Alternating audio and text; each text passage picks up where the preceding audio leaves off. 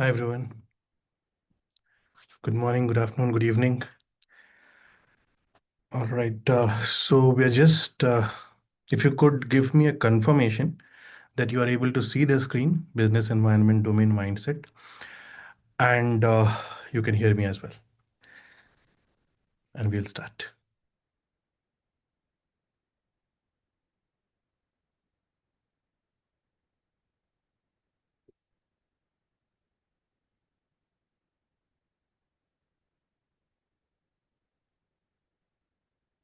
Just waiting for that confirmation, and then we will start.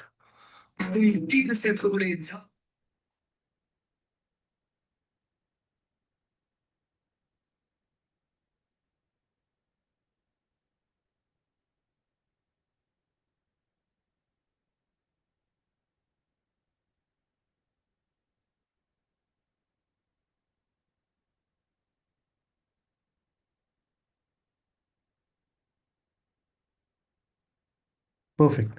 Thank you so much for your comments, everyone. Thank you so much for letting me know that you are able to see everything and listen to me. And thank you so much for joining in as well. As the name suggests, we will be talking about business environment domain mindset. We have covered the people and process domain mindsets. So, in all these sessions, what we have discussed is what that domain is basically, what is tested in the exam. Okay, we have not gone task by task. We will do that in other videos, but we have not gone task by task, trying to understand what are the tasks, presenting you the enablers, which is already present in exam content outline. What we have done in our previous sessions is trying to understand what is really tested through this exam. What should be our mindset when we are answering the questions in the exam, right? So same thing we will follow today also. We'll be discussing 7 things which are important from business environment domain perspective. Earlier, if I had done this session before 9th July, okay, it would have been not more than 4 things to be important. But because now the exam has changed and from 4 tasks, they have moved it to 8 tasks. Okay, from 8% of the exam, now there will be 26% in the exam, which means earlier there were 14 questions. Now there will be approximately 45, 46 questions, right, in the exam, which means the impact of business environment domain has increased in the exam. It is very important to understand why. Across the world, where the project management is happening, there is a trend that project manager should handle more than just the execution. You are not responsible only to deliver on time, deliver on budget, and deliver within quality. You are also responsible to ensure that the outcome is achieved, the value is delivered, the organization has learned something out of it. There's a continuous improvement. You are able to handle the changes happening around the project, within the organization, outside the organization. So your role as project manager has expanded much beyond the execution alone. And if that is what has happened, the exam is a reflection of that. Right? So keep this in mind that whatever execution that you do in your project, you should be able to relate it to your organization's strategic value. That's what business environment domain talks about. Okay. So what are we going to discuss? We'll be talking about some explanation of certain ideas, okay, of what is important in the exam. Then we'll discuss the possible scenarios. We'll discuss 5 possible scenarios. It is impossible to discuss all the scenarios, but I'll give you a good hint of what is tested in the exam. These are the most regularly seen scenarios, okay, throughout the discussions that we have with people. And while we are discussing those scenarios, we'll also tell you what could be the likely correct answer. Now, knowing only the correct answer might not be sufficient. We should also know what is to be avoided. What is something that we should definitely not do? Okay. Human mind works in a funny way where negative things are captured well. Okay. So once we know that okay, this is something that we don't have to do, then you become a little bit more clear on it. Right. So once you understand what is to be avoided for every concept that we are going to talk about, then it will be helpful in answering those questions in the exam. Okay. So let us talk about the concepts or the mindset or the topic that we are going to discuss today. Right. Before that, just like other two sessions, we are talking about PMI talent triangle. What is a talent triangle? It says that a project manager should have talent, okay, in these areas, which means you should know what are the best practices, what are the best ways of working. You should have developed the power skills, which is nothing but soft skills, which is nothing but interpersonal skills, and you should have business acumen. Okay. When you convert this into PMP, from project professionals to PMP, project management professional certification exam, ways of working becomes process domain, power skills become people domain, and business acumen becomes business environment domain, which is what we are going to talk today. Right? How do you develop business acumen, or better put, how is business acumen tested in the exam? All right. So let's discuss that. Right? Now, before I start talking about this, just let's have some interaction going on. I hope you are planning for the exam. Anybody who has already booked the exam, or you have the date in mind, you have the week in mind, you have the month in mind when you are taking the exam. If you could just let me know on the chat box, it'll be great. When are you planning to take the exam? It will help me understand what type of audience has joined, so that while discussing, I could highlight few things depending on when you're taking the exam. If you could just quickly let me know, just a rough idea also is fine. When are you planning to take the exam?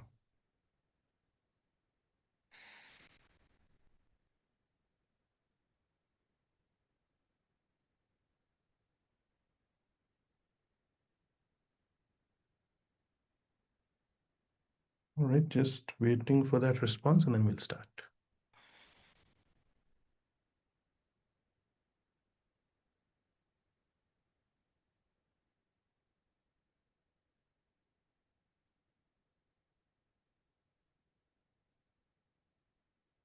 August, perfect.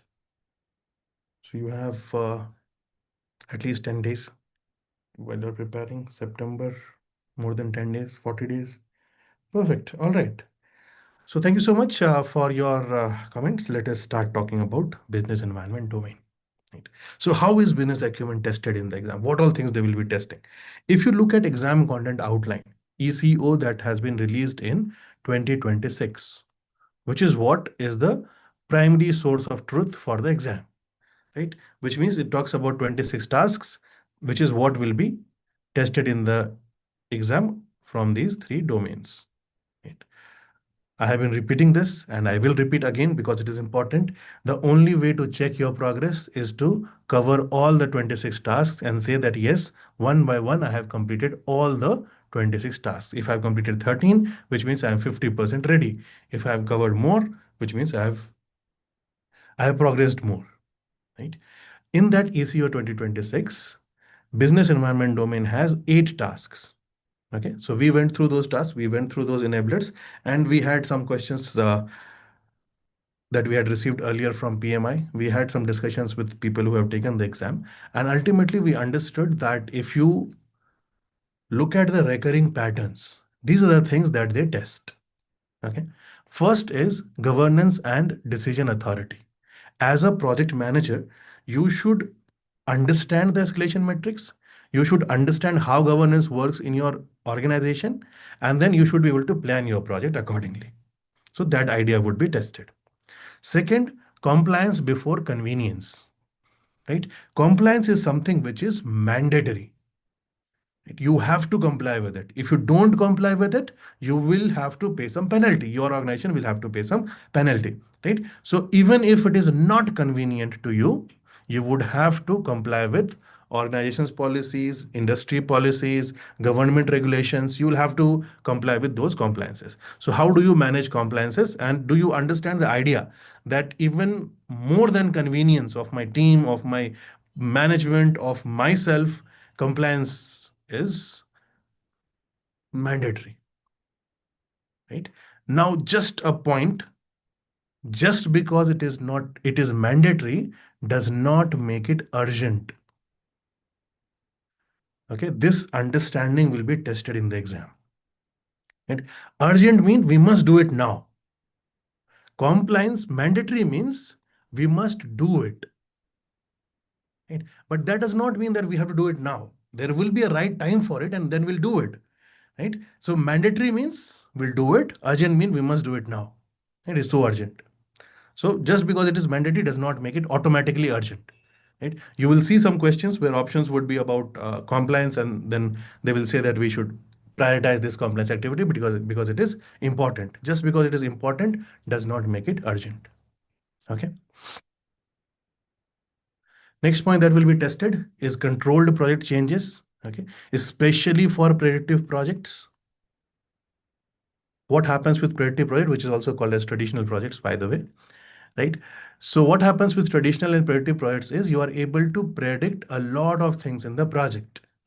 You have planned for the project, you have planned how many resources would be needed, schedule, scope, risk. You have planned everything in the project in the beginning itself. Now, if some changes happen, right? Now, if somebody says that change this, change that, then one change could impact multiple things in the project. And hence, those changes must be controlled, which is what we call as integrated change control. Okay, there would be a change control board.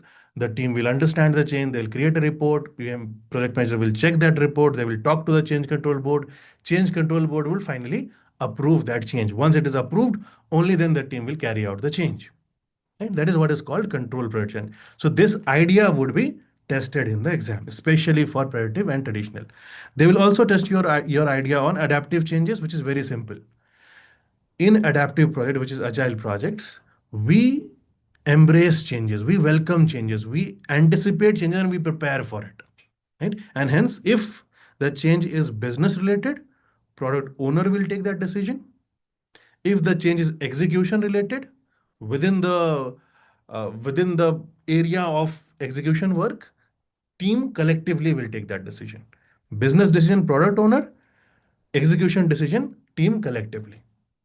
All right. So that idea will be tested. Then you will definitely be tested on risk versus issue. They'll give you a scenario which is a problem, and it could be a future problem which might happen. It is a risk. It could be a present problem which is happening. It's an issue. Our response to both is different. You plan your responses for risk and say that if it happens, this is what we will do. Issue, the problem is already happening. You must take the action now. Right? So that will also be tested. Sometimes in the scenario, they'll give you risk. Option will talk about issue handling. In question, they'll talk about issue. Option will talk about risk handling. So that will be tested. Then learning and continuous improvement. Now, continuous improvement is a new task that they have added. All these were already there. Right? Establishing governance was a part of process, compliance was a part of business, changes and risks and issues were part of process which have been moved to business domain. But continuous improvement is something that they have added. Okay. Now that does not mean that only now we will start thinking about continuous improvement. It is just that PMI decided that in PMP exam, when we are talking about expanding role of project managers, then continuous improvement should also be added and it should be explicitly there. It was there, but now it should be explicitly there as a task. Right? So that's what they have added. So they will test your idea on continuous improvement as well, which says that if you have planned in the project, that does not mean that once we have planned, we'll only follow our plan. Projects will have changes. Customers will come up with changes. Team will make mistakes. We have to ensure that we have built a culture where we are improving continuously. Right? Because when we improve, we help our organization mature in project management and the whole organization improves. Right? So that idea would also be tested in the exam. Then they will test you on organizational change and adoption. There will be changes within the organization, right? Managing director has left, some restructuring has happening, some mergers and acquisitions is happening in organization. All these things will impact your project. So how do you adopt? How do you adapt to those changes? How do you understand and believe that, yes, I need to support these changes? That will be tested. And how do you respond to external changes? External always means outside the organization in PMP. Okay. So how do you respond to the external changes that are happening? Government regulations, policies, war is happening, COVID happened, right? There are multiple environmental changes which is happening outside the organization. How do you respond to that? Right? So from business environment domain, if you look at what will be tested, one is your understanding of established processes, escalation structure, and governance. Second is, do you comply with the regulations and policies within your organization and outside your organization? Do you know how to handle changes? Can you classify between risks and issues, and can you manage them both separately? Do you think about continuous improvement regularly in the project? How would you support the organizational changes? How do you respond to the external business changes? These things will be tested. Now, what we will do is we'll go through these one by one, and we'll try to understand what is tested, why it is tested, what should be our mindset when we are answering the question. Then we will see around 5 scenarios, okay, and likely correct response. So just so that you get a better idea of what will be there in the exam. And we'll also discuss 5 to 6 points of what you should avoid.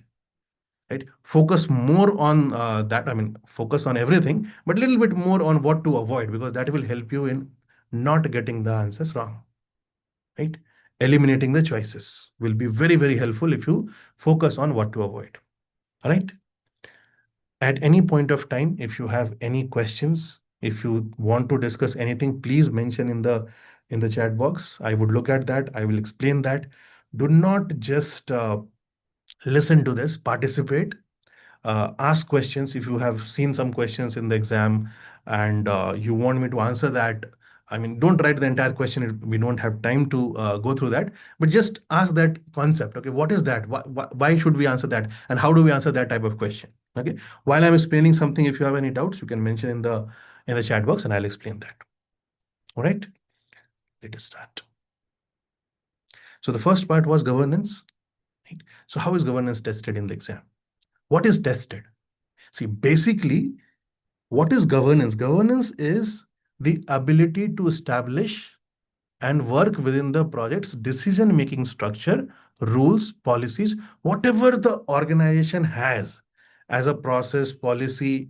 When you maintain that and when you understand that and establish your own process in your project, right? That's how you have used governance in the best way possible. So working within the boundary of the organization's policies is what governance is. Right? Why is it tested? Why would your ability to establish these things be tested? Because as a project manager, you must understand who can make the decisions and which decisions will be made by whom. Right? So that when the problem happens and things go beyond your authority, you don't start running pillar to post trying to figure out what to do. You should have that clarity in the beginning itself. Right? That when a major problem happens, things go beyond your authority, you should know exactly whom to go and talk to. When should you talk to program manager? When should you talk to PMO? When should you talk to sponsor? When should you talk to functional managers? Right? When would you talk to executive management? You should have a very clear understanding of who will help when. Right? Because in your organization, maybe the program manager is looking for resources of the project. Some other organization, the PMO might look for it. Right? So you should be very clear in your organization. Whom should I talk to? Now that organization specific question will not be there in the exam. Right? But that idea, that understand, that mindset that as a project manager, I should know who will take that decision. That will be tested. Do you know? Right? They will not test you about, okay, this is a problem related to resources. Who will solve the problem? Right? That's not the question. The question is that there's a problem related to resources. Do you know? Have you established a process? Do you understand governance as to whom to talk to? Right? So they'll give you a situation and then you will have to respond in a way that, yes, we should have established the processes, or I will look at this escalation matrix, or I will look at this document, which will help me in getting the answer. Right? That is why it is tested. Right? So how do we answer? In this section, for all the topics that we are going to cover today, I'll be talking to you about a flow of activity, a sequence of activities. Right. Now, in this sequence of activity, you should understand it logically. You don't have to memorize it. Don't waste your time doing that. understand it logically, and then you will have to apply that in the options that you see. All right. So how do we answer? First, first thing first, whenever such questions are asked, we must understand governance. Okay. Then we should confirm the decision authority. Whatever documentation, whatever policies are there, we go and confirm with that.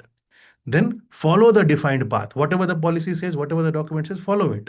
And very important, escalate only when thresholds are exceeded. Just because there's a problem, just because there's a big problem, just because there's a huge problem, just because there will be a significant impact, does not mean that I'll go to sponsors talking to that. Does not mean I'll seek guidance from sponsor. Seeking guidance is not bad, but not in PMP exam questions where the scenario is saying that there's a problem, and then all I'm doing is seeking guidance from sponsors. I am a project manager. My role is to execute the project well. That's what I'm getting paid for. Right?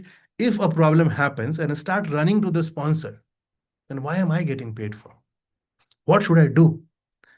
If the problem is related to governance, the first thing I'll do is understand what type of governance we are talking about. Then what document tells me who is the decision-making authority.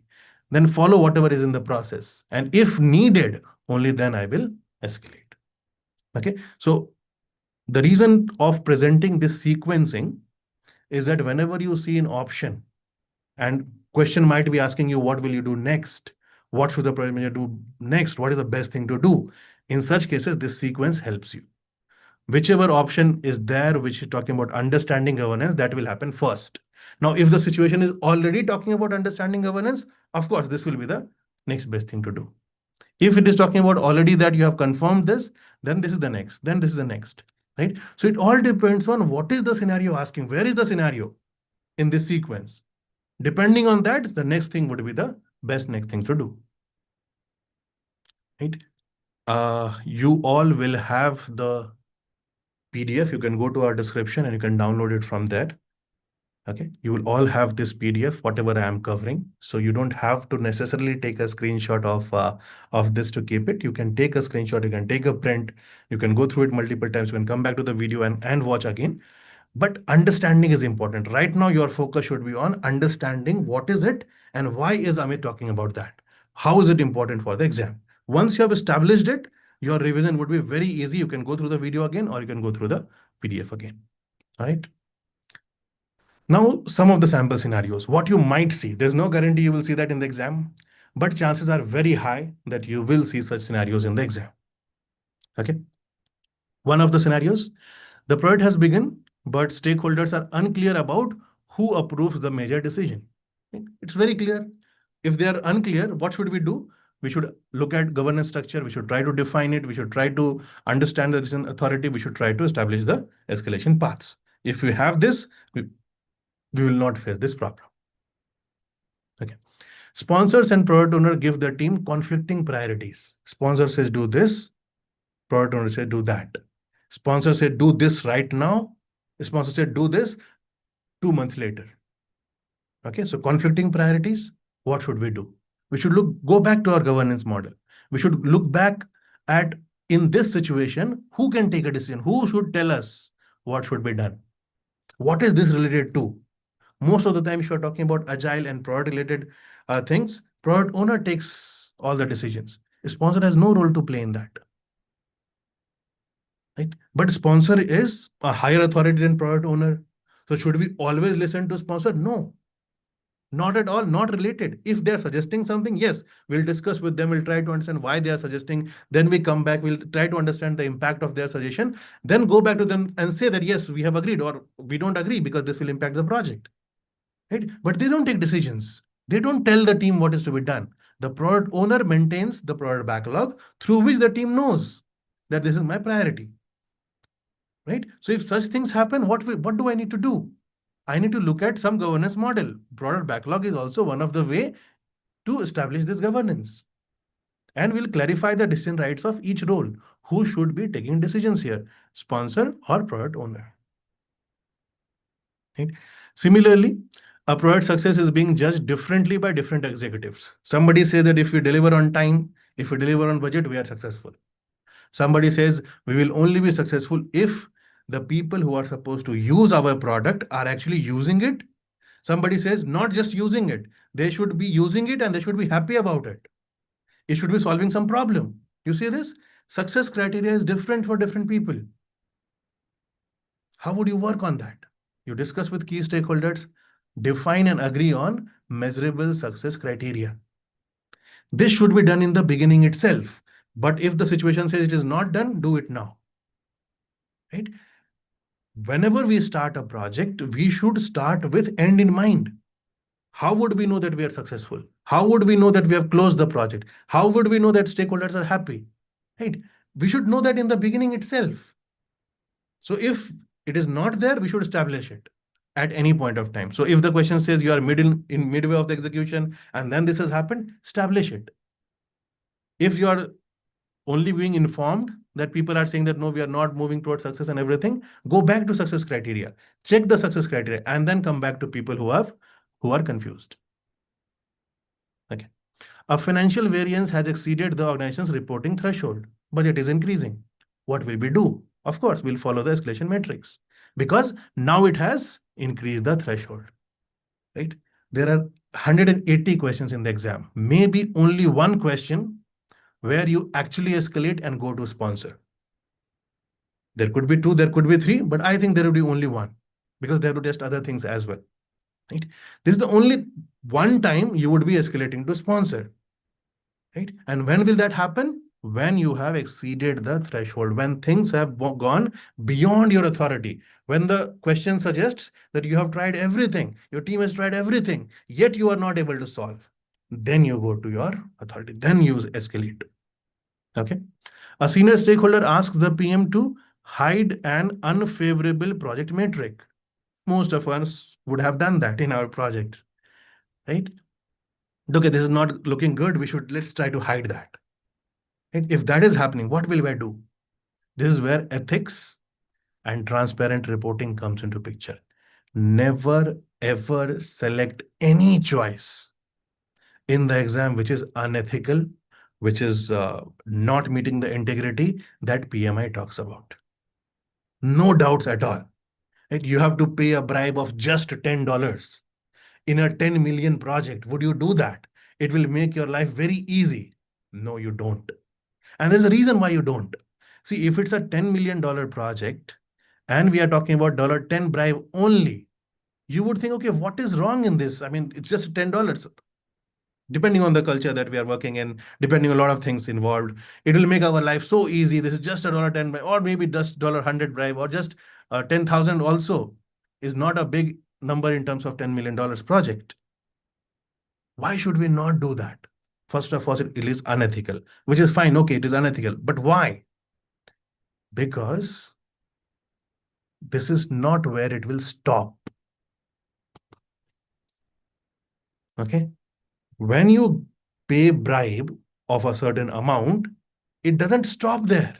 And till the time you run the project, the people who have taken the bribe would come back, create issues, and take bribes from you. So if you start one time, you will have to do it continuously. You stop it where the first instance happened, they will not come back because they know that they cannot get money from here, from this project manager. They will not come. Right? Anyways, they know that they're doing something unethical. You should also know that it is unethical and should not do it. Okay. And that is why it is wrong. Not because PMI says so, not because somebody else says so. You should believe in it. Right? And your belief should be that if I pay once, right, this lion will have blood in their mouth and they'll keep coming. Okay. That's why we don't do anything unethical. Right? So these are the possible scenarios that might be tested from governance domain, not domain, but governance task, you can say, in the exam. Okay. What should you avoid? Clearly, creating your own authority should be avoided. Escalating every small problem should be avoided. You escalate only when it has gone beyond threshold or it has gone beyond your authority. Right? Bypassing governance because stakeholder is senior. Right? Many questions will be there. Well, they will talk about a senior stakeholder, a key stakeholder, a key person in the project has come and they have asked for change. And you did not look at change request, you did not look at change impact, you did not look at approvals, and you carried out that change because senior person said so, key stakeholder said so, sponsor said so. Never do that. Never ever bypass governance just because stakeholder is senior or an important person. Then hiding information is wrong. We just discussed. Right? Using undefined measure of success is also to be avoided, because you will never know, your team will never know whether whatever they are doing will make them successful or not. Right? So try to avoid these points. If you see any such thing in the options, you can very clearly eliminate it. Okay. Finding a mistake, trying to eliminate the choices is much easier in PMP exam. So please do that. All right. Let's move to the compliance before convenience part. Before that, let me just check if there are any questions. Then we'll discuss those and we'll start talking about this. All right. So I don't see any questions, but I see that people are taking the exam in August and September. Perfect. All right. Let's talk about compliance before convenience. Right. So what is tested? When we talk about compliance related questions, what is tested? Our ability to identify, categorize, analyze, manage, and measure the compliance requirement is what is tested in the exam. Why so? Because if you don't meet the compliance, it will create legal, safety, financial security, sustainability, reputational related consequences in the project, and which are huge. Right? These are not small things. A legal issue in your project, safety related issue, somebody might get hurt, financial, you will lose money, security, something would be stolen, assets will be stolen from your project, sustainability, about the long term, your company and your project and your own reputation is at stake. Right? Hence, there are certain things which we must comply with. We should know what it is. We should be able to understand how big, how small it is. We should be able to figure out what type of conflict management would be required. We should also know how to manage it. Compliance management. How would we manage it? And check whether we are meeting those requirements or not. How do we answer this? Right? The sequence is first confirm the requirements. If somebody is saying that you have not met compliance, if somebody is claiming you are not met compliance, it's just a doubt. They have a claim in mind, they have a doubt in mind. Right? Confirm that. Then see what are the threats and consequences of not meeting that compliance. Determine actions with the team collectively. Don't do it alone. Implement whatever controls are needed and keep measuring compliances throughout the project. Similar to previous topic, right? If your scenario is already talking about confirming requirements, your next choice would be this. If they've already covered this, next choice would be this. Right? So it will follow a sequence. Again, it's a very logical sequence. Don't try to memorize it, but do go through this. And whenever you are reviewing the exam questions, when you're taking mock exams or practicing it, then try to come back and see, okay, this is what it was done, and we have answered it accordingly. Some scenarios, some sample scenarios from compliance part. A new data privacy requirement applies to a digital product under development. So there's a new data privacy requirement. What should we do? We should consult the appropriate compliance experts, if that is mentioned in the question option. Assess the impact of this new change. Right? What is this? This is a change. So whenever the change happens, what should we do? We should understand the change. We should assess the impact and then incorporate as per the approvals. A team wants to skip a required safety review to recover the schedule delay. Skipping compliance for convenience. Wrong. Do not bypass the review. Compliance is mandatory. We must do it. Right? An audit finds that mandatory product records are incomplete. What should you do? Figure out what the gap is, understand the consequences, and implement corrective action, which means bridge that gap, build that record. Okay. Supplier may not meet an environmental requirement included in the contract. Right? While taking the order, while confirming the contract, they said yes, but now they might not be able to meet. If they are not able to meet, what is this? This is a risk. They may not meet, right? So it's a risk related to supplier. What should we do? We assess the threat, work with the legal team because it is an environmental contract, and figure out what should be our response, just like we handle risks. Then project metrics indicated that repeated security control failures are happening. What should we do? What is now? What is this now? This is an issue. We should handle it as an issue. Investigate why it is happening. Figure out what the corrective action is, right? Implement that, and then check whether you are meeting compliances or not, right? So ultimately, we are talking about compliance, right? But if you understand the mindset well, that if there's a change, I will assess the impact and then take action. If there's a risk, I will figure out what could be the threat, then I'll prepare the response. If it is an issue, I'll figure out what would happen, then I'll take action. So ultimately, it revolves around that. Okay. And that is why throughout my training, throughout my discussions, I always say that keep this in mind. Understand, analyze, and then decide. Understand whatever scenario is there, changes, risks, issues, problems, whatever it is. The first option should always be understand, which means any option that talks about understanding, you should prefer that. If the situation is already said that you have understood it in detail, the next option would be analyze before taking any decision. What is analysis? Talking to people and understanding the impact, reviewing the impact, creating a report, understanding the issues better in terms of what would happen in the project. Right? Those are your analysis. What are decisions? Change the schedule, change the budget, remove this member, restructure this organization. Right? All those things are your decisions. First, you should understand, then analyze, then decide. Around 50% of the questions you will be able to answer in PMP just with this understanding, if you're able to implement it in different topics. Here in compliance, we saw the same thing. Right? Whether it was related to compliance, whether it was related to change, whether it was related to risk, whether it was related to issues, we followed the same principle. A project manager never jumps to conclusion. They understand, they analyze, and then they decide. And the decision is always for the betterment of the project. Okay. Compliance related thing, what should we avoid? Never ever ignore compliance. Right?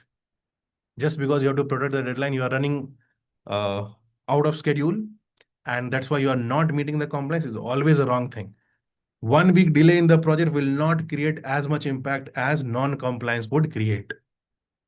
Then assuming that the team is understanding the regulation. Never ever assume about regulations.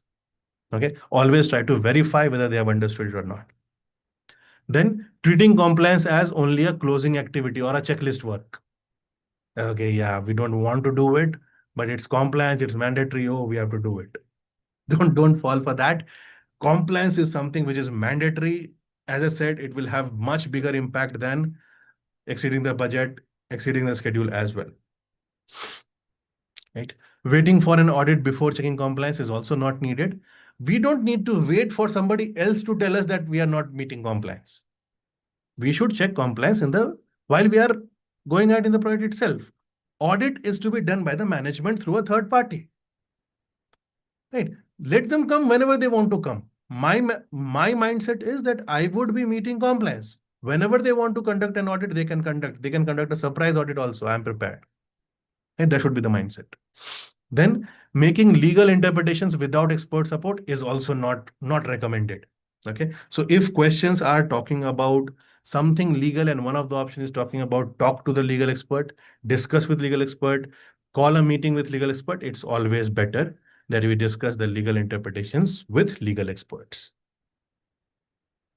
Okay. Again, just repeating, if you have any questions, you can always mention in the comment box, and I'll have a look at it. Now we'll talk about the project changes. Okay. So what is tested in change management? The ability to process, communicate, implement, and document project changes correctly. As a project manager, can you process, communicate, implement, and document the changes? That is what will be tested. Why is that tested? First of all, there will be a lot of changes in the project. That's why. Okay. And second is that uncontrolled change, if you're not able to manage it properly, right, it can impact a lot of things in the project. Value, scope, schedule, cost, risk, compliance, stakeholder expectations.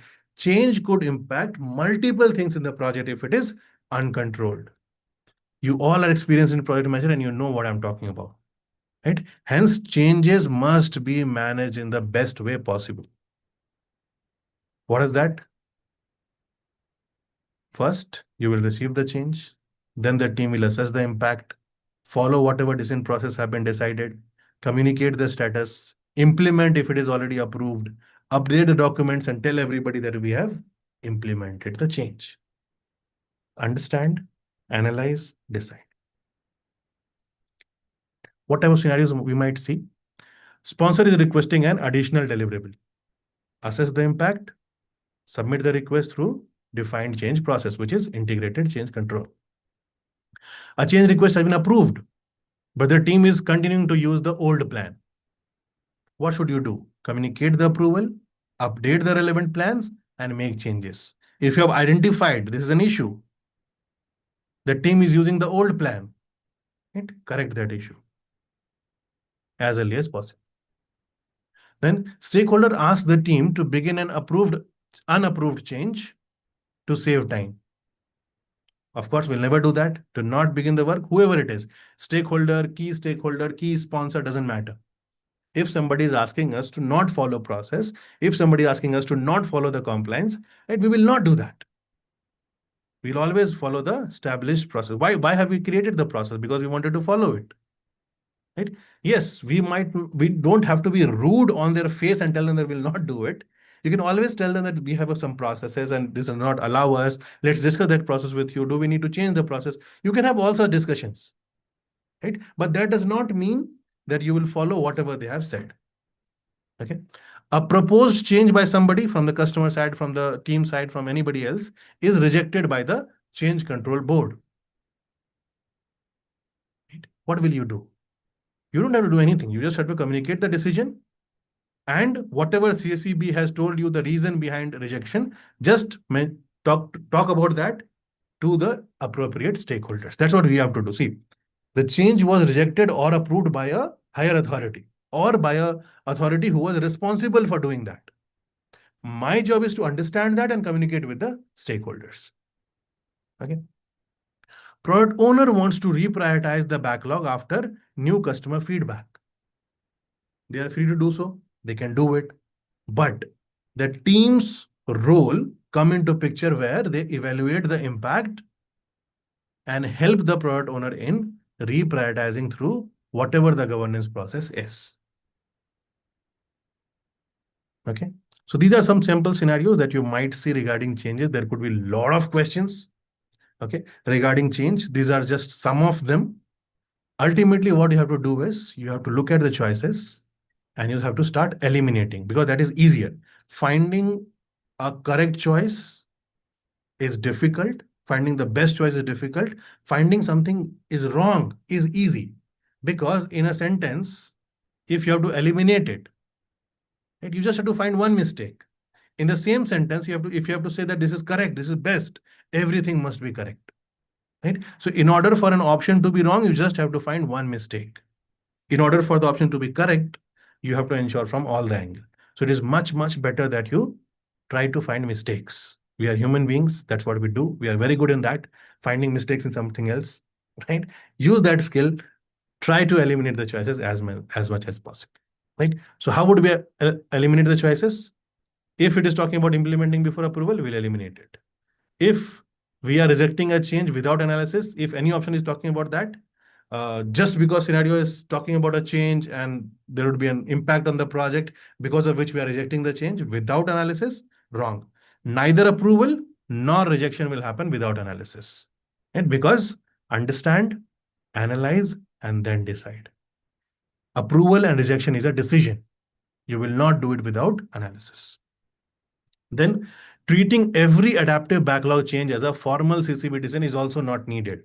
In adaptive projects, we don't have to go to CCB. The product owner can take a decision on business related. The team collectively can decision based on technical changes. Right? What else should to be avoided? Failing to communicate the change status. Okay, many a times it will happen that a change, they'll give you a scenario in the exam. The change happened, we discussed everything, everybody agreed, but still the change was not implemented by the team. How would you avoid that in future? Or what would you do now? what might have created this problem. These type of questions they will ask in the exam, right? So we discussed the change, we agreed to the change, but we did not communicate. That was the problem, right? So any option that says that we did fail to communicate, eliminate. Forgetting to update the plans and documents is another thing that is regularly missed. We should not miss it. And because it is regularly missed in day-to-day life, hence it will be tested in the exam. Exam is just a reflection of what happens in the project, right? So if you look around your project and try to find problems, you will try to find the PMP questions. As simple as that. Every single question somebody or the other is facing. You may not have faced that, but others are definitely facing. That's what they will be testing you in the exam. Next is risk versus issues. Right. So what is tested? Ability to distinguish between issues that are currently happening and issues that may happen in the future. So risks are uncertain, issues are clearly happening. So if they're talking about future, it's a risk. If they're talking about present, it's an issue. Very simple. Why it is tested? Because as a project manager, we should not be solving the problem that is not happening. It looks very simple. It sounds very simple. It is not. Many a times it happens that we are solving a problem that is not even happening in the project because we thought it's an issue while it was a risk. It may happen, it may not happen. We don't know. Why do we solve it now? What we should do is we should try to assess what are the chances of happening. If it happens, what will be the impact? And then we should plan a response for it rather than trying to figure out the solution for it. Okay, so why is it tested? Because a PM must be able to select the appropriate approach given the current situation. If it's an issue, handle it as an issue. If it's a risk, handle it as a risk. Will definitely be tested, and it is not as easy as it may sound here. Because in the 3 sentences, sometimes little one small word may would be written, which will convert the issue into risk. Your response, your options would vary accordingly. The human mind looks at a problem, starts solving it. Right? But a project manager's mind should not work like that. It's a normal human thing. You are superpowered, right? You are superhuman beings. You are project managers. You don't work like that. You said, okay, there's a problem. Okay, what is the problem like? Why did it happen? What are the options that we can do? Which will impact the project more? Which will impact the project less? And then we decide, right? So as project managers, right, we are better than normal human beings who look at the problem and try to solve the problem. If you try to do that, right, in the exam, more questions will be wrong. You look at the problem and your mind starts solving the problem. No. If you look at the problem, your mind should start looking at, okay, why did this happen? What is it all about? What will be the impact? What could be the solutions? And then figure out the solution. Solution is the last thing. You should not jump to conclusion. How do we answer it? Follow risk management if it's a risk. Follow issue management if it is a problem. Risk management is understand the risk, analyze the risk, prioritize all the risks. Then according to the priority, plan a response. When the response is to be implemented, implement that response. Keep a track of whether you close the risk or not. Issues, understand the issue, find out the root cause, discuss the solution with the team, figure out what could be the best solution, implement that solution, and then check back whether that implementation was successful or not. Document all the process. Okay? That's what you do for risk management and issue management. What type of scenarios are possible? A key technical resources may not be available during a critical phase of the project. It's a risk, assess, document, plan the response. A key technical resources unexpectedly goes on leave during a critical project phase. It's an issue. Implement if the response is already there and manage the impact on the project. A new regulation has been enacted and now affects the project deliverable. It is already affecting. Assess the impact, figure out how do you carry out the changes. A vendor indicates there is a possibility, it's a risk of supply chain disruption next month. Right? Don't start solving it now. Analyze what that risk is and prepare some mitigation action that, okay, if it happens, then this is what we will do. Okay. A new regulation is being discussed, which means it has not been implemented yet, and it could affect the project scope. Assess what will be the potential impact and prepare for it. That's it. You don't have to start solving the problems that are not happening. As you can see, right? Whatever I have circled, these are all risk. Whatever I've underlined, these are all issues. Very subtle difference between risk and issues. These are all problems, right? But may not be available. Possibility of this, it could happen. These are giving you uncertainty in the problem. While they have already gone for leave, it has already been enacted, it is already affecting the deliverables. These are your issues, right? Issue would be handled like issues, risk would be handled like risk. For risk, you prepare a response plan. For issues, you start solving it. You find a corrective action. You start thinking about how do you solve it right now, according to, of course, the priority and everything. But you take the corrective action for the issues. What should be avoided? Right? This is one very important thing. Right? Many a times you will see a scenario, and this you might not do in your real life project, but this might happen in PMP exam. Right? That you have seen the problem and you thought, okay, we should record the issue log while they were asking you for solution. Right? So merely recording the issue is not enough. Who will handle it? Who will solve it? It is then the document. Who will see that? Right? So recording the issue, reviewing the issues, then acting on it, ensuring that you're closing the issue that are already closed, managing the issue is very, very important. Right? So without acting, just recording is not enough. We should avoid that. What else to avoid? Right? Continuing to call an event a risk after it occurs. If it has occurred, it's an issue. It was a risk earlier.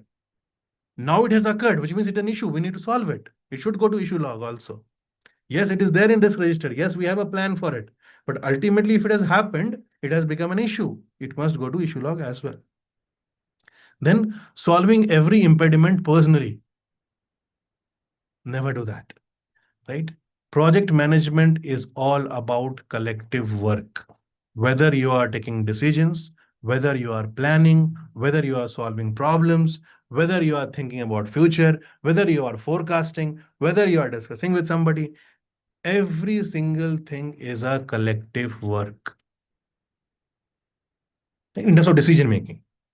We are not talking about work. Of course, responsibility will be there, individual responsibility to complete the work, execution related work, but the management work is always collective. Never ever take a decision alone, or never ever let anybody else take a decision alone. Sponsor is taking a decision, that's why we'll agree to it. Never do that. Right? Sponsor is taking a decision, which means they are suggesting something. We will assess that, we'll understand that, and then we'll have a discussion with them. If it is okay for the project, we'll do it. If it is not okay for the project, we'll request them to change that decision. Right? As a project manager, we are not here to submit ourselves to the sponsor and say that, okay, whatever you say is the Bible's word. We will not challenge it. Right? It's not that.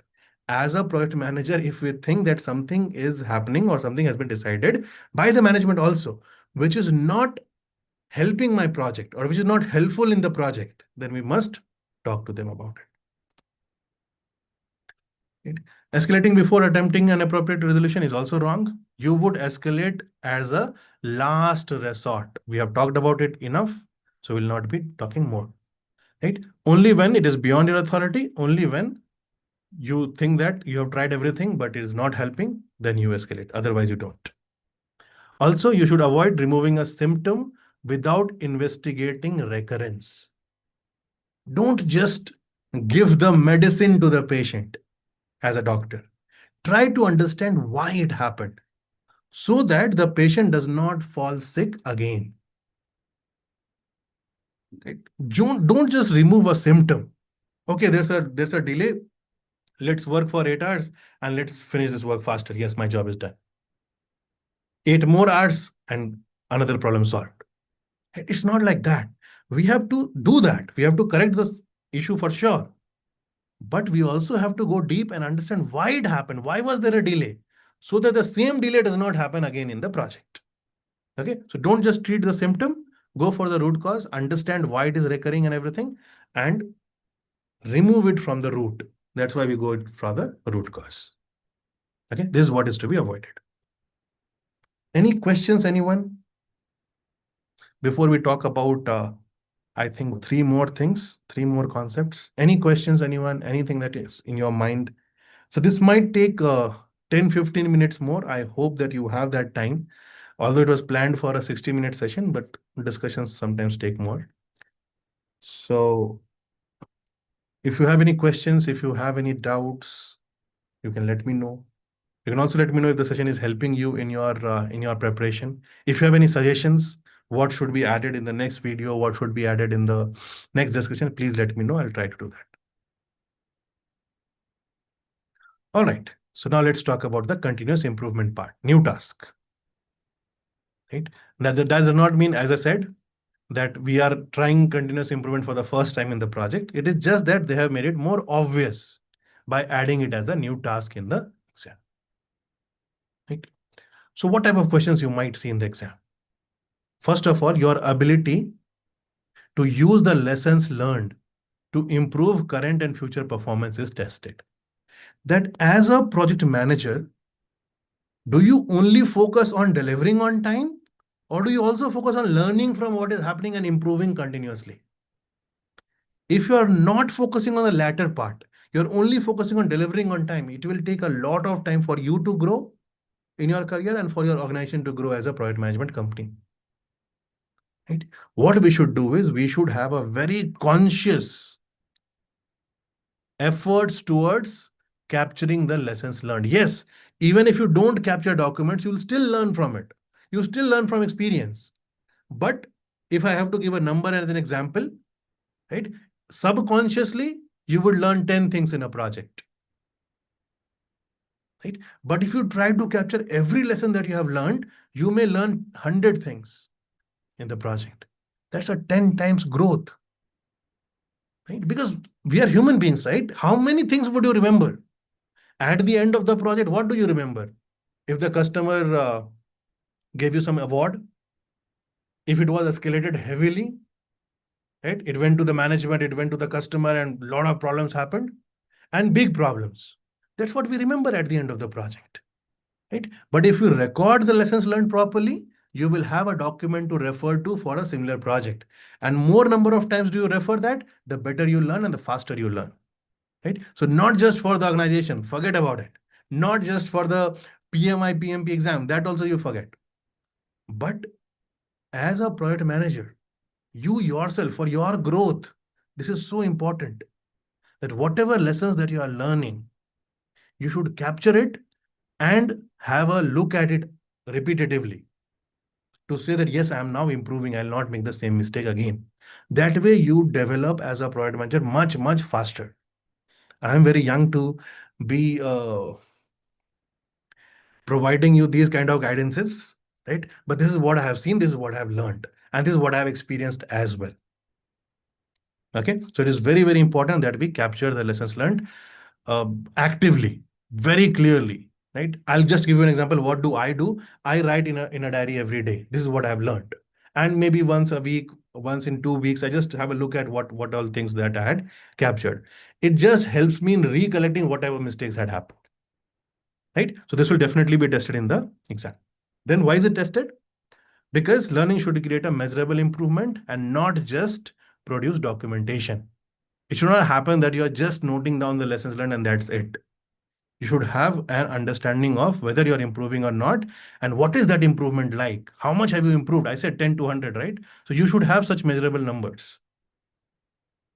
What do we do? How do we answer? Right? Whatever problems happen, once we have solved it, we should reflect. We should sit with our team and we should try to think about it. What happened? Why did this happen? And what did we learn from it? Right? Whatever we have learned, we may have learned 20, 30 things, but we don't have to implement everything. From those 20, 30 things, what is the top priority lesson that we must implement? Try to implement that. See whether it is impacting your project management better or not. And then whatever needs to be informed to other project managers, informed to other people in the organization, update that as a organizational process asset. Which part of that? Lessons learned repository. Capture your lessons, capture your lessons, capture your improvement points regularly in your lessons learned repository. What type of questions you might see?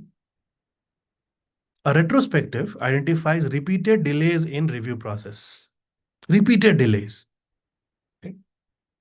The minute you see anything is repeated as a mistake, you know that we have not learned the lesson from it. Right? So what do? Agree on improvement, implement it, evaluate the result in the next iteration. Immediately solve it. It's a repeat problem. Okay. A previous project experienced major problems with the same supplier. What do? We review the previous project lessons learned, try to understand what was recorded, and then ensure that the same thing does not happen in the current project. Right? The team develops a more efficient testing method. They have found out something new, something better. See, lessons learned is not only about problems. It's also about something new that we have learned, something new technology, new way of doing things, faster way of doing things, cheaper way of doing things, right? So team if develops a more efficient testing method, validate that method, apply where it is appropriate, and if you have learned something, don't keep it with yourself. Share it, right? So share the lesson through organizational process, share it through OPS.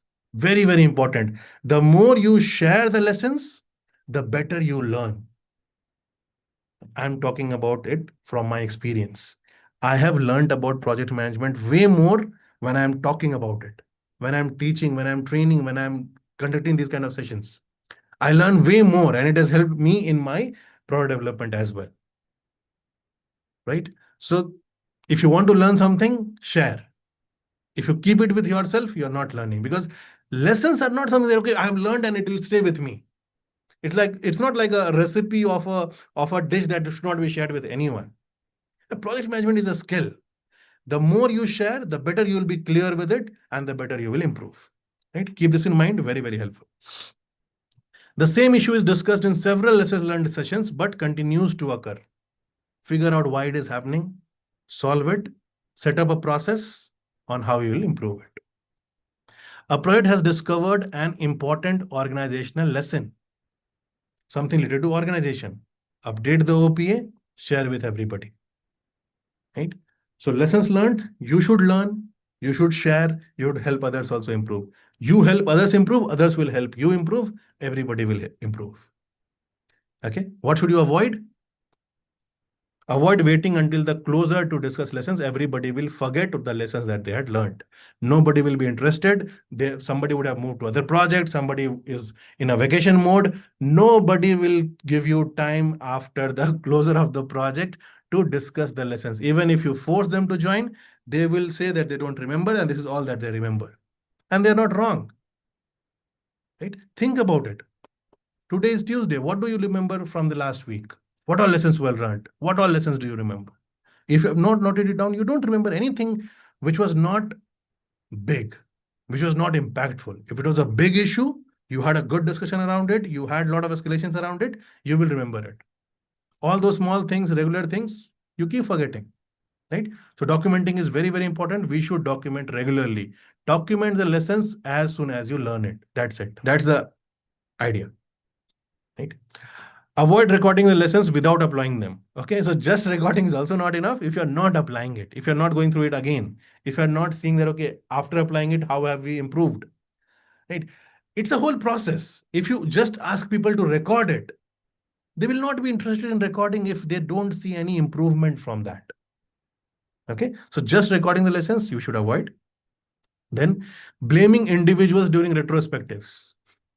Don't do that. Do not select any option that's talking about blame game. This person was wrong, that was wrong, this is because of that. We don't do that. Right? Check the process, how we can improve. Check the root cause, how we can improve. Discuss with the team members if you think that they're not performing well. Discuss with the team members if you think that they're deliberately making something wrong, and it happens. Right? But blame game should not be there. Right? Assuming a lesson applies without considering the context. Right? It is very, very important.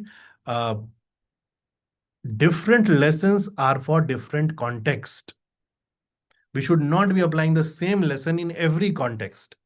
AI was helpful in helping me in the improving the productivity for this project where I want it to improve the customer responsiveness because there were a lot of data that I had captured. Hence, AI helped me. That does not mean that AI will help me in every project.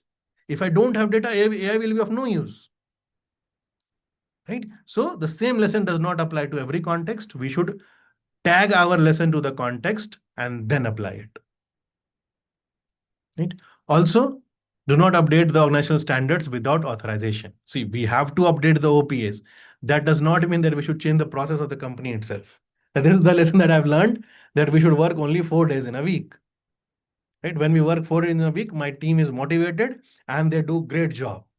So I go and update my organization's HR policy that after from next week, we'll only be working 4 days, Friday is off for everybody.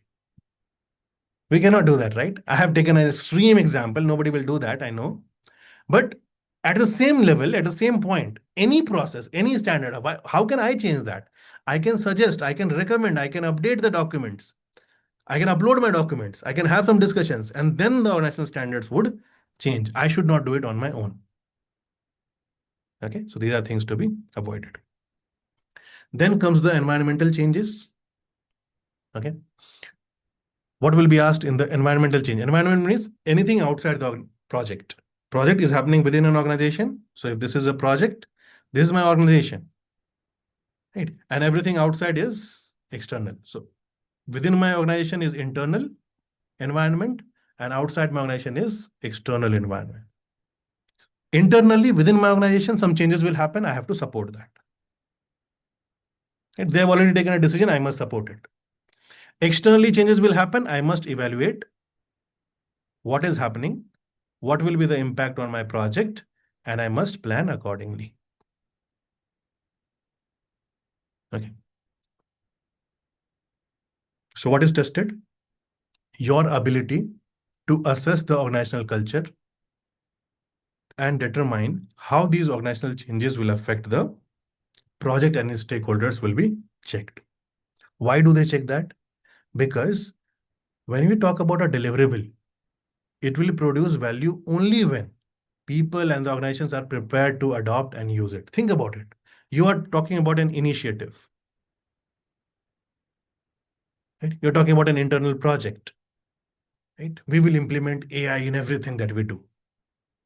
If people are not willing to do that, if people are not trained enough to do that, if people are not used to these changes and they're creating a resistance, it's of no use. Right? So it is very, very important that we don't only think about the project at our hand, we should also think how this project will impact the organization as a whole. How do we answer this? Understand your organization well, understand the changes and evaluate the impacts, see which stakeholders, what project is getting impacted, plan your support, and ensure that you're monitoring your work as well. What type of scenarios you might see? Employees resisting a new system. Right? What will you do? You'll discuss with them. You'll try to understand what is the source of resistance and then plan a transition accordingly. New executive introduces a different decision-making culture. New management has come. Earlier, the decision was made, everything at central. Now the decision will be made by the entire team.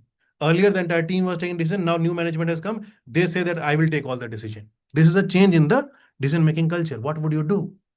You will assess the change and you will adapt your project, your stakeholder engagement as may be required.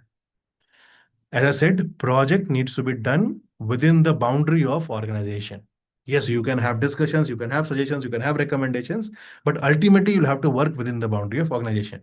If the organization culture is not to take risk, you will not take risk in the project. If it is risk taking, you will take risk. If the decision is centralized, you will have to go for decisions to them. And you cannot say that in PMP, I learned that it is a collaborative decision making, so I'll always make decisions accordingly. Whatever we have learned is best practice and we must do it. But it cannot be something which is contradictory to my organization. Ultimately, I'm doing the work within the organization. So I must follow that as well because they have seen some benefit in something else and probably that's why they're doing it. So we must adapt ourselves to the organizational changes. Does that mean that we'll accept every bad thing also happening in the organization? No.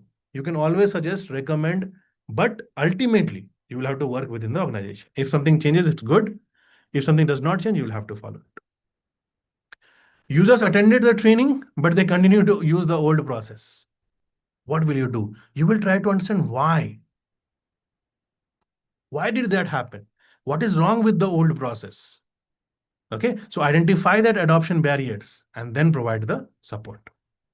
A vendor indicates that there is a possibility of supply chain disruption next month. What will you do? It's a possibility, it's a risk. I'll handle it accordingly. A new regulation is being discussed by the government and could affect product scope.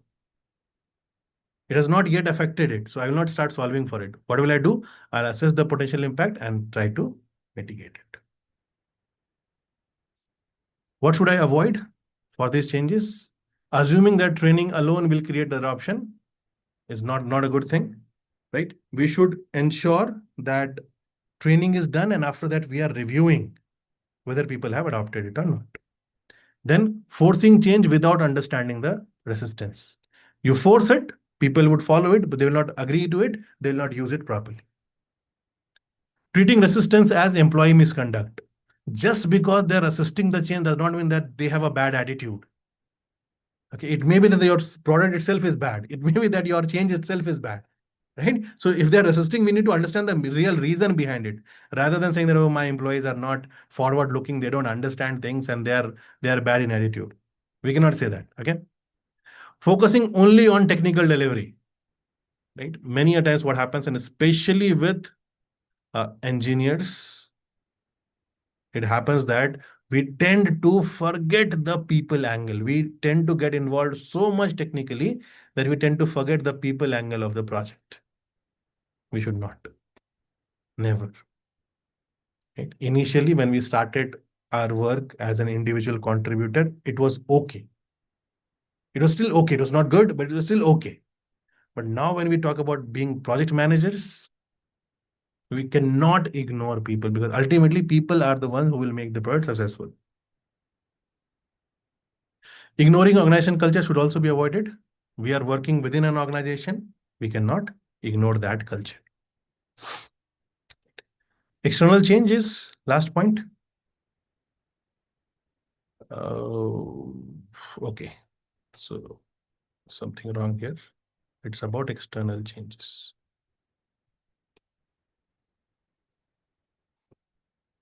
Okay, so what is tested here? Can we, as a project manager, monitor the regulatory, technological, geopolitical, market-related changes, understand its impact, and plan our project accordingly? That is what is tested. Why do they test it? As we discussed, because if there are changes happening around our project, outside the organization, we will lose value. If the external environment itself changes, you are building a product that nobody wants to purchase. Market changed. You did not think about it. You have gone out into the market with your product, nobody wants to buy. Okay. How do we answer this? Understand the environment, validate the changes that are happening, assess the impact, figure out the response, make any changes that are needed in scope backlog, continuously monitor whether whatever changes that you have done has taken care of this external change or not. Right? So there should be a dedicated focus towards external changes as well. What are scenarios you might see? A competitor releases a product that changes the customer expectations. Can you ignore this? No. So assess the impact, change the backlog if needed, and take care of that. A new regulation affects the product. Again, we cannot ignore it. Figure out what that requirement is, assess the impact, take necessary action. A geopolitical event may disrupt the critical supplier. It may disrupt. So don't take action, just assess and prepare a response. A new technology could make the part of planned solution obsolete. Right? So it's a new technology. Understand what that new technology is, evaluate the strategic, technical, and financial implications of that, and then decide. Market demand for the intended product is falling. Its market itself is changing. What should I do? I should re-verify the business case, the benefits. Is the product still beneficial? Should we still continue or should we close it prematurely? Right? So ultimately, what we are trying to understand here is that whenever an external change happens, we should keep our eyes and ears open to understand the changes in the environment and how it will impact the project. We should assess, understand the impact, and then decide. Where was the decide part? Yes. Right. What should we avoid in such questions? Following the original plan blindly. I mean, this should be avoided absolutely in any case. The best plan in the project management is not the one that was never changed. The best plan is the one that changed regularly according to the changing circumstances. Okay. Reacting to rumors without validation, absolutely don't do that. This will happen. Rumors means somebody is telling you, somebody is claiming, somebody is suggesting, somebody is recommending, right? Somebody is saying this. These are all problems that have not been established. So you first validate and then do it, especially related to external things, that government is about to change, war is about to happen. It is about to happen. It may be a rumor, right? If it is happening, then yes. If you see that yes, it will definitely happen, then it's a different thing. But you don't react to rumors. You validate and then you respond. Changing scope without governance is also wrong. We have to follow all our processes whenever we are changing anything. Monitoring only the internal project performance is also a very limited way of project management. Right? As we discussed, project management has expanded to its strategic impact as well. No longer are we only focused on execution impact, right? So don't monitor only the internal project performance. Continuing a project whose justification has disappeared without review, right? We don't do that as well. If it is not beneficial, we should discuss and we should suggest closing the project. We cannot do that as project managers. We should suggest that, okay, this is no longer valuable, this is no longer helpful, we should close this project. Okay. So I hope that whatever we have discussed over these 7 topics, it has helped you in understanding business environment domain a little bit better. The complete focus was on PMP exam, right? Every single thing that I discussed was related to PMP exam questions and how should we answer it. As I said, this PDF, this PPT is available in the description. You can go and you can download it from there. If you want, take a print. If you want to keep a note, do that. We have covered all 3: people, process, and business environment domain, which means we have covered the entire exam. You download all those 3. We have added these 3 videos as a course on YouTube. You can watch all the 3 videos together. You can download all the PDFs. From my experience of helping people pass PMP certification in the last 5 years, this is going to be very, very helpful in your current exam. All right. Just a comment on the YouTube. I'll take that and then we'll discuss further. Thanks a lot, Amsa, for dedication to PMP. Thank you so much, Nax, for your nice comment. You passed PMP. Congratulations on that as well. And thank you so much for joining even after PMP certification is done. Thank you so much for coming back and letting me know. Perfect.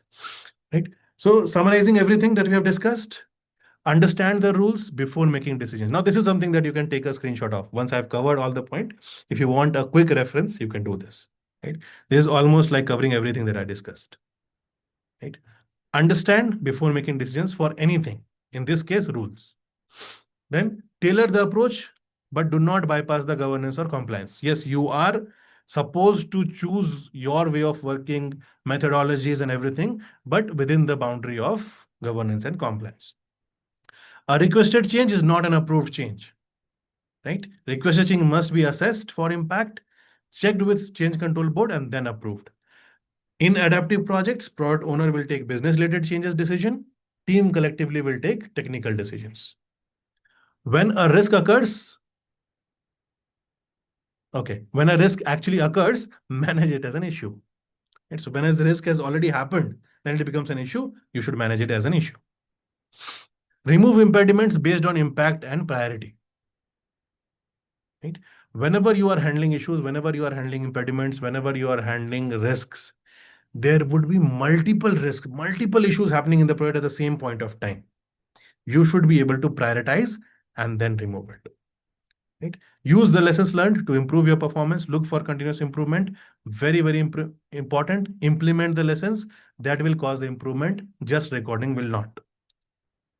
Delivering a solution is not enough. Support your organizational adoption. Ensure that organizational culture is understood, the changes are understood, and you are supporting it. Continuously monitor whether the product remains relevant and valuable. If it is not beneficial, you may want to suggest premature termination of the project. Okay, this is what we discussed throughout our sessions. Now, there's one more point. Escalate according to the defined thresholds, not because the situation is uncomfortable. Okay, just because there's a problem, there's a big problem, you don't escalate.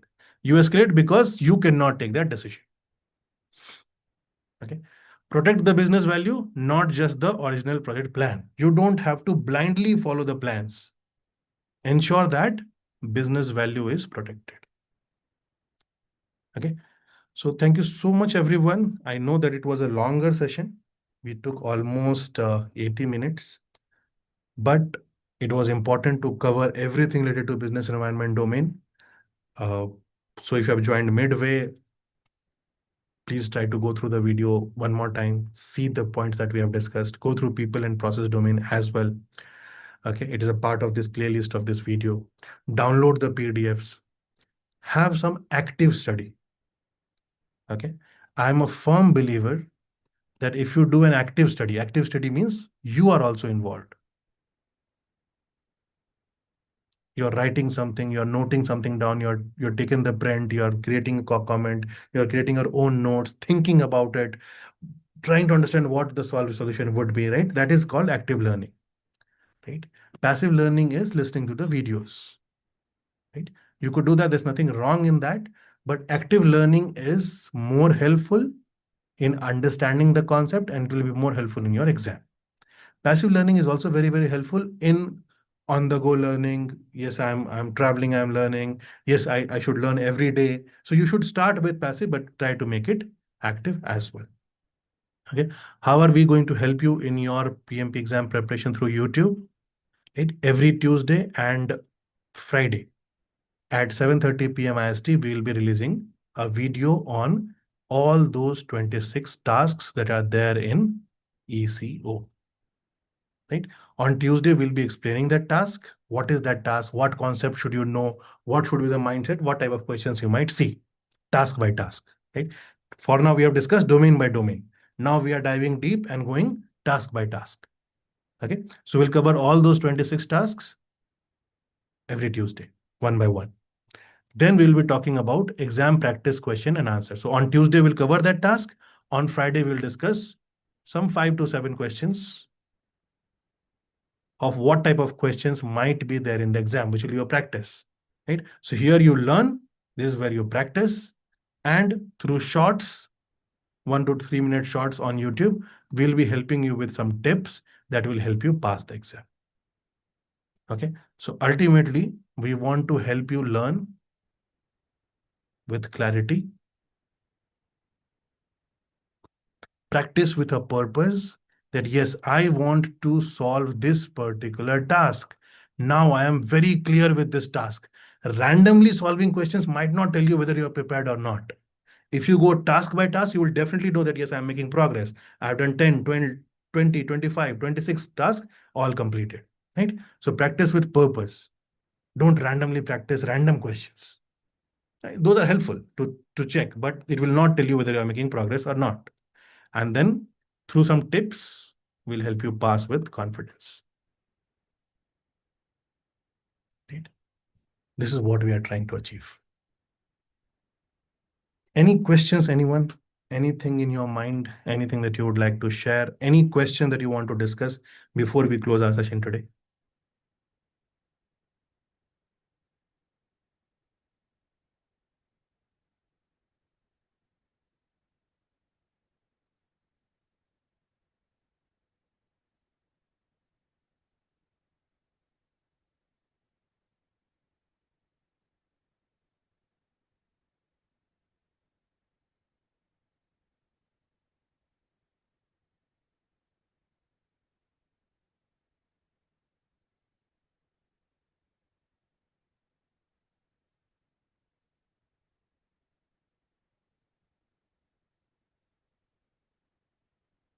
All right, if there are no questions, thank you so much, everyone. for joining us today. I hope that you would continue to join us and watch these videos as we cover the entire examination content outline. We'll also be coming up with some practice platforms that will help you practice all these tasks, more questions, uh, dedicated question in an adaptive manner based on your performance. My system will suggest you what questions you would do. More on that when we start talking about ECO tasks. But do connect with us. Do stay in touch with Edzest for your preparation of PMP certification. Will definitely help you pass with confidence.